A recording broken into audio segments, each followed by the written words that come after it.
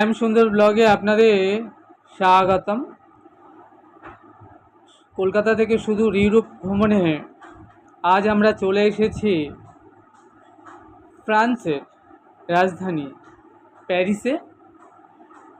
এখন আমরা উত্তর ফ্রান্সের 483 মাইল দীর্ঘ সেন নদী বক্ষে চেপে ক্রুজে করে আমরা ভ্রমণ করছি, আর সেই সঙ্গে দর্শন করছি প্যারিসের সর্বশ্রেষ্ঠ আইকন আইফেল টাওয়ার। কি অপূর্ব সৌন্দর্য এই সেন নদীর বক্ষে ক্রুজ থেকে দেখতে লাগছে আইফেল টাওয়ারকে।